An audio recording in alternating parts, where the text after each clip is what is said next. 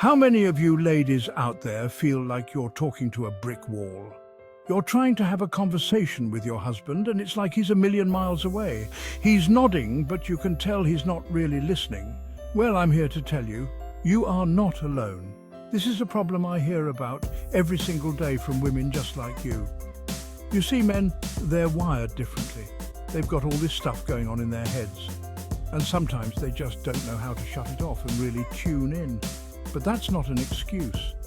Communication is the cornerstone of any successful relationship, and that means both partners need to feel heard and understood. So in this video, we're going to dive deep into why your husband might not be listening and, more importantly, what you can do about it. We're going to give you the tools you need to start having those meaningful conversations you deserve. Let's face it, ladies, life is hectic. Your husband's got a lot on his plate. He's got work, he's got responsibilities, he's got that leaky faucet he's been meaning to fix. And let's not forget about the constant barrage of technology, the phone buzzing, the emails pinging, the TV blaring. It's a wonder any of us can focus on a single thought with all that noise. Now, I'm not saying it's right, but men, they tend to compartmentalize. They focus on one thing at a time, and right now that one thing might be the report, due tomorrow, or the game on TV. It doesn't mean he doesn't care about what you have to say, it's just that his brain's busy elsewhere. And stress? Well, that just throws a whole other wrench in the works. When we're stressed, we go into survival mode. Our brains are hardwired to focus on the immediate threat, and that means tuning out everything else, even the important stuff.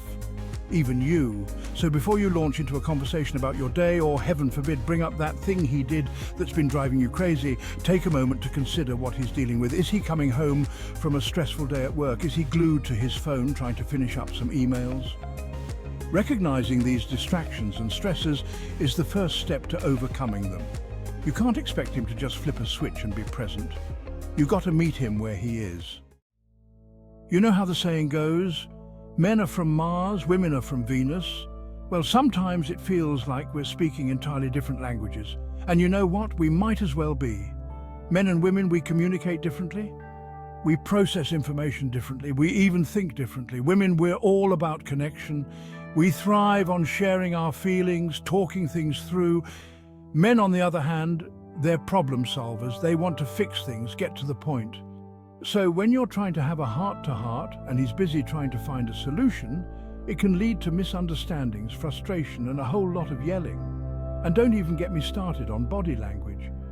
You ever notice how men can sit there stone-faced while you're pouring your heart out? It's not that they don't care, they just express themselves differently. They might show their love by doing things around the house or fixing that broken cabinet door you've been complaining about.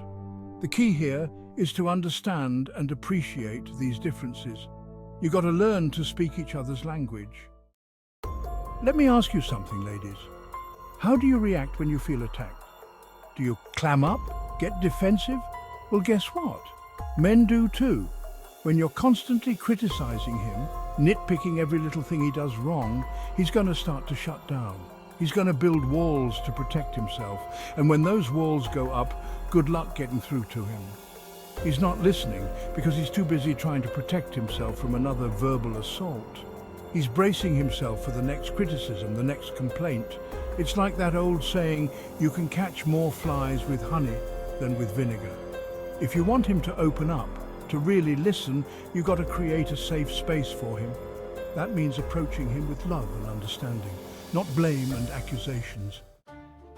Clueless lack of awareness. Sometimes, and I know this is hard to believe, but sometimes men just don't realize they're not listening. They're oblivious. They think they're doing a bang-up job of nodding their heads at all the right times, but in reality, their minds are a million miles away. They might be thinking about that golf game they have next weekend, or that new car they've got their eye on. They might even be thinking about what they're going to have for dinner. The point is, they're not present, they're not engaged in the conversation. And you know what? Sometimes we got to call them out on it. We got to say, hey, honey, I know you think you're listening, but you're really not. And it hurts my feelings. Information overload, communication fatigue. We live in a world of constant noise and stimulation. From the moment we wake up to the moment we close our eyes, we're bombarded with information. It's no wonder our brains are fried by the end of the day. And when you're already running on fumes, the last thing you want to do is engage in a deep, meaningful conversation. Think about it like this. Your brain is like a computer. If you keep too many programs running at once, it's going to slow to a crawl. Eventually, it might even crash. Well, our brains are no different. We can only process so much information before we start to tune out. So, if you want your husband to really listen to you, you've got to choose your moments wisely. Don't try to have a serious conversation when he's just walked in the door from work or when he's glued to the TV watching his favorite team. Timing is everything. Choose the right time to talk.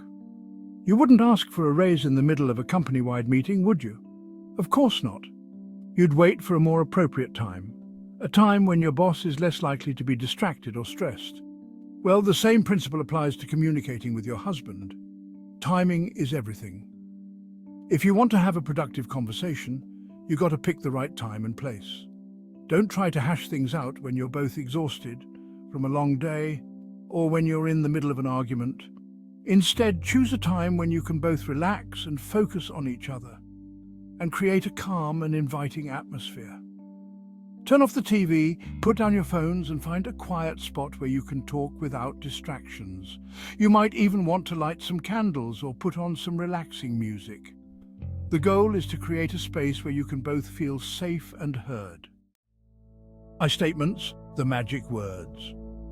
You know, one of the biggest mistakes I see couples make is using you statements when they're trying to communicate. You never listen to me. You always do this. You make me so mad. Sound familiar? The problem with you statements is that they come across as accusatory.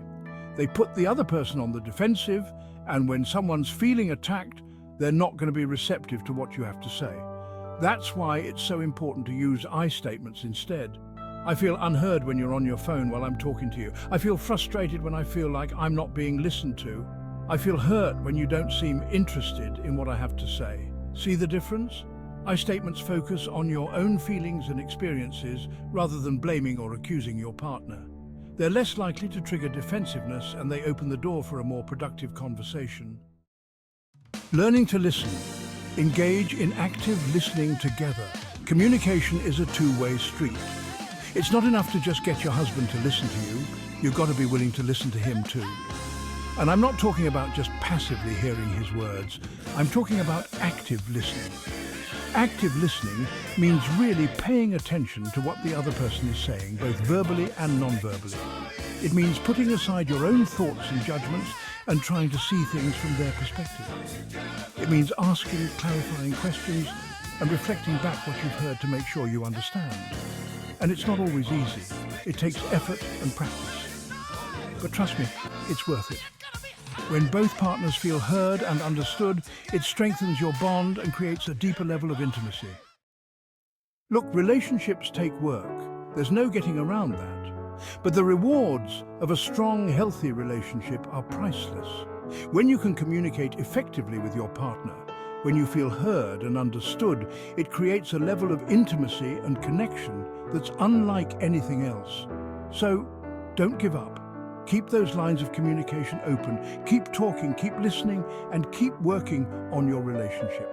It's an ongoing process, but it's a journey worth taking. Remember, you deserve to be heard. And your husband, he wants to hear you. Sometimes he just needs a little help getting there.